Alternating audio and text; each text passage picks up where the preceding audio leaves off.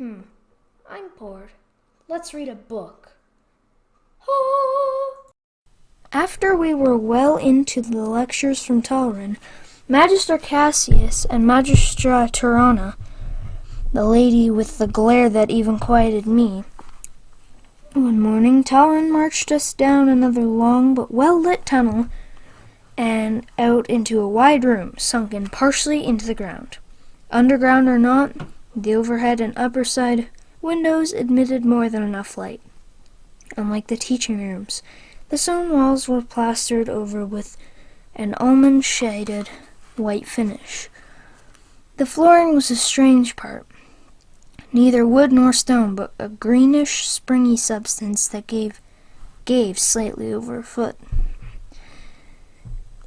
The same substance was used for flooring in the exercise rooms where Dilton tried to force us all into better physical shape.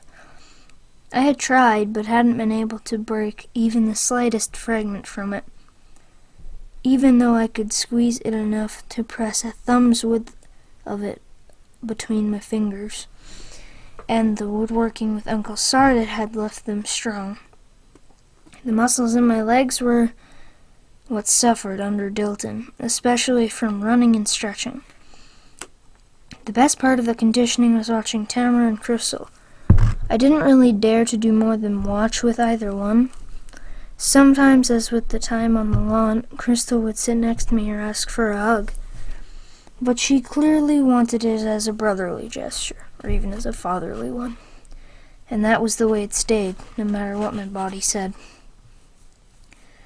Why? Because deep inside the lady I could feel, not knowing how, something that I wasn't about to tamper with. What? Like a lot of things, I couldn't say that. Only recognize its danger. Like Tamara, like Kandar. When I saw maps of Kandar, I wanted to shiver. When my musings stopped when I saw Tamara was smiling. She still wore the dark gray, this time with a blue scarf. No one had said a word about her clothing.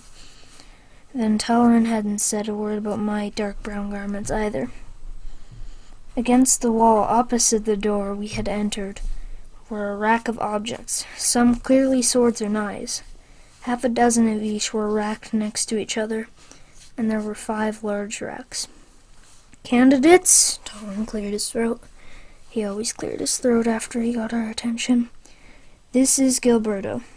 Gilberto wasn't tall. I'm taller than average, almost 4 cubits, but not that much taller than average. Gilberto stood nearly a head below me, more like Tamara's size, wearing black trousers and black leathers over a black shirt and black boots.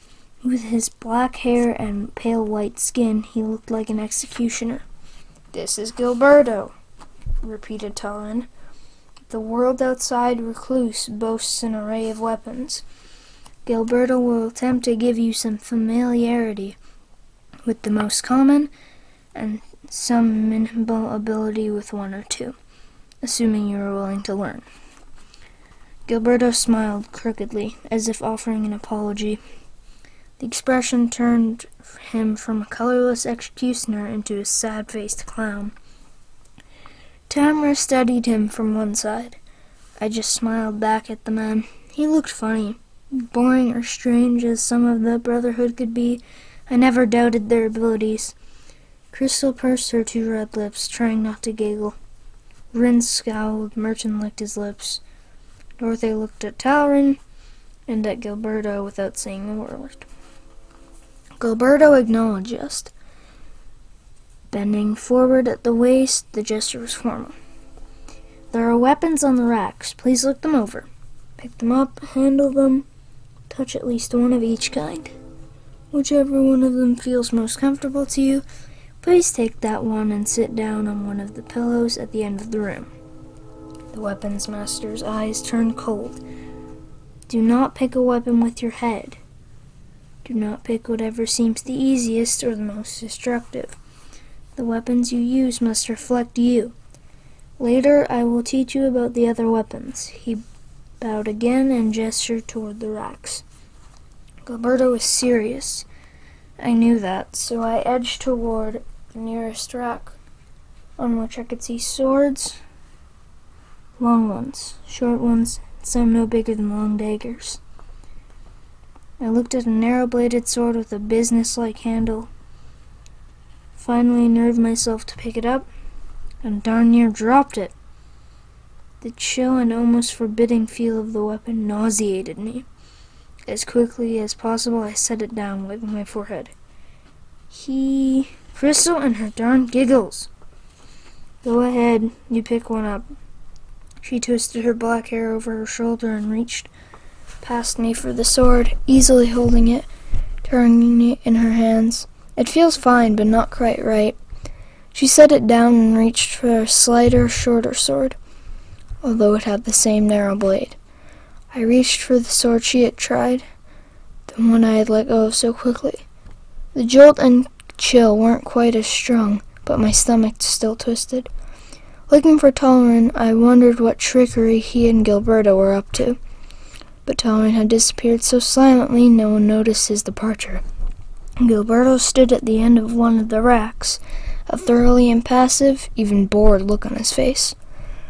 Tamara came up beside me, grinning, and reached for the sword I had tried twice. Her mouth opened as her hand grasped the hilt. Then she tightened her lips, finally setting the sword down. Not for me.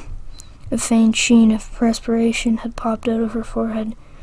I repressed a smile and walked down the first rack, looking at the daggers, many of which were finely crafted, even while displaying workmanlike effectiveness. Even running my hands over their hilts told me that the daggers were equally repugnant. I had handled knives before, and I had never felt so repelled. Clearly a spell had been placed on the weapons, but why? From the corner of my eye, I could see that Tamara was as vexed as I was, and her grin had long since disappeared. The spears were only mildly uncomfortable. Next to them were a row of halberds, their axe blades polished, glittering, but when I lowered my hand to touch one of the heavy brass halberds, I thought my stomach would empty on the spot. Clunk! I pulled away so suddenly that one of the lower shoulder halberds rolled out of its resting place and struck the floor. Even Gilberto turned toward me, his eyebrows raised. Despite the look, I left the halberd on the floor. Darned if I was about to risk disgracing myself on the spot by losing what remained of my breakfast. I waved him off, moving the edged weapons toward the pistols. I had never seen one up close, but Magister Kerwin had mentioned them in history, noting their limited effectiveness in warfare because of the unreliability at any distance, and the problems created by their complexity, especially their susceptibility to chaos magic. I didn't even have to touch them. They were just as unfriendly, although I had watched Merton fondling one almost lovingly.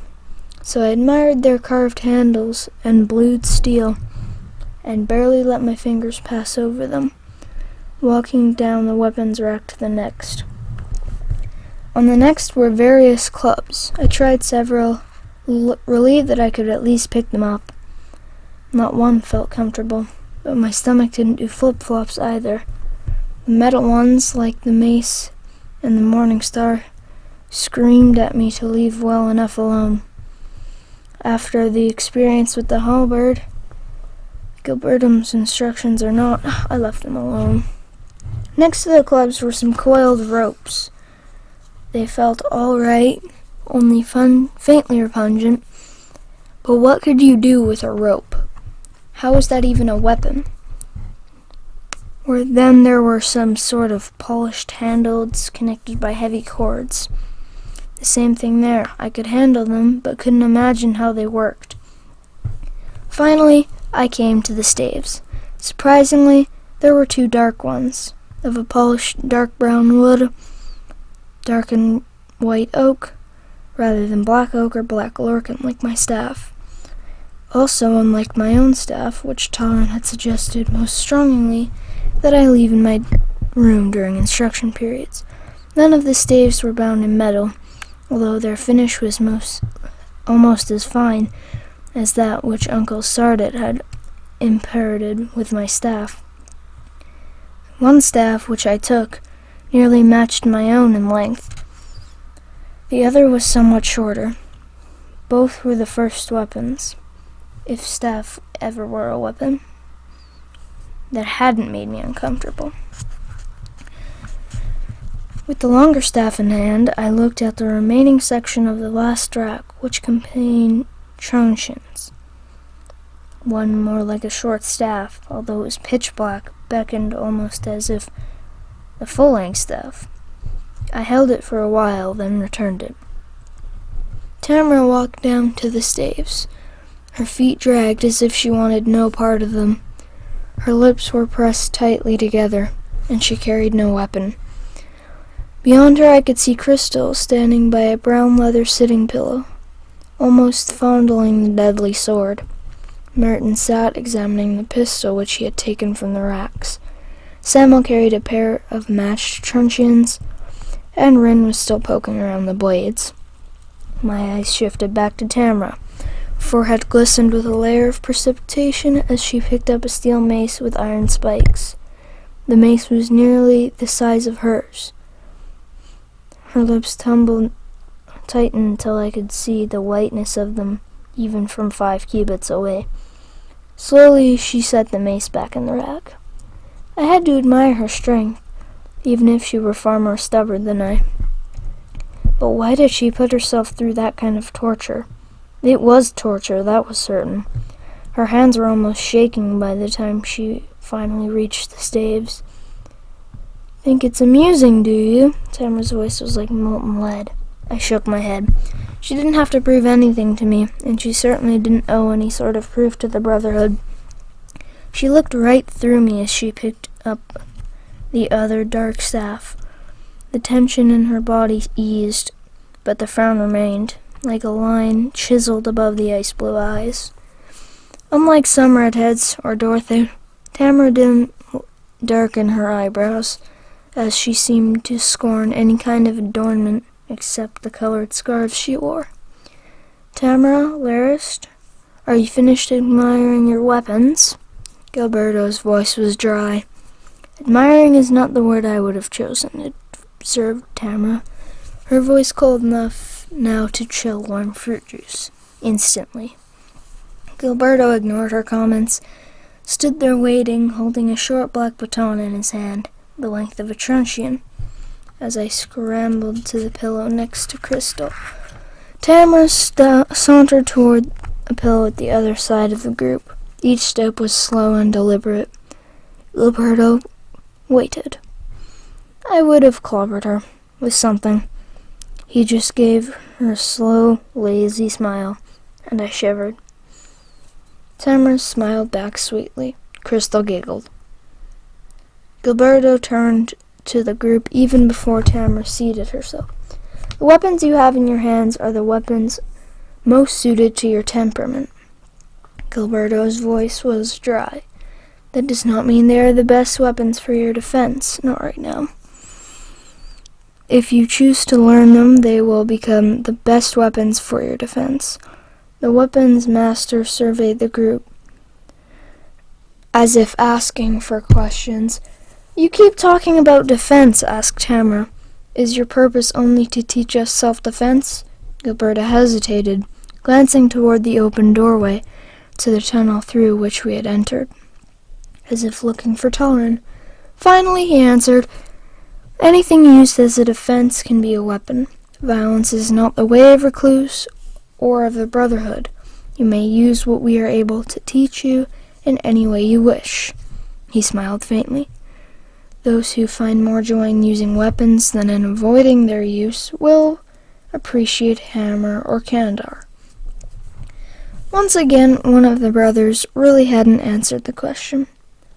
I was finding the lack of direct answers tiresome. I might conceivably be a child, but certainly none of the others were. Yet Gilberto treated us all as if we couldn't be trusted to understand a complete answer. "What do you mean by that?" snapped Dorothy. "You're not talking to children." Gilberto smiled. lifting his shoulders with an exaggerating care. Very few people in Recluce enjoy weapons. The opposite is true in Hammer or Candor. If you enjoy using weapons for more than exercise, you probably belong in Candor or Hammer. Crystal giggled again. Her hair was up, this time in golden cords, and instead of playing with it, her fingers ran along the sword blade. For some reason I remembered how surgically she used the knife at meals. Rin frowned. She carried a brace of throwing knives. Gilberto paused while he looked us over again. Here you will get exercise, and you will learn weapons, beginning with the ones you've picked out. Not those exact ones, but the same type. Why not these? Asked Merton, grasping his pistol tightly. They're enchanted to seek affinities, which reduces their effectiveness. Now please put them back where you found them, and I'll take you to the student armory, where you will be issued a set of weapons based around the one you chose. The whole business seemed odd. Why have us choose weapons at all? Certainly the Brotherhood could have told who was suited for what weapons. Why did they bother? And what was the basis for deciding who was suited for what? What is the basis for these affinities? I asked, as Gilberto started to turn toward the other doorway, the one across from where we had entered. Your underlying character is the most important thing. If you have training with a weapon that is not suited to your character, that can confuse the issue. But Tolerant indicated that was not any case for any of you. How would he know? Asked Rin. Gilberto shrugged. I just teach weapons. The masters know what they know. He wasn't telling all he knew, but what else was new? That didn't exactly surprise me. Gilberto walked towards the doorway, then turned for us to put the back and charmed weapons. I got up to return the staff. I liked mine better. Tamara didn't look at anyone as she walked across the springy greenish floor towards the racks. Crystal took a long time to let go of the sword. Staying more than a respectful distance behind Tamara, I followed. The practice weapons were scarred, but sound. The cutting weapons had rounded edges, from what I could see, since I received a club, a truncheon, and a staff. As far as I could tell, only Tamara, Samuel, and I had received no edge weapons at all. Thanks for watching. If you enjoyed this, please like, comment, and subscribe. Turn on notifications so you never miss out on any of these videos. See you on the next one. Goodbye.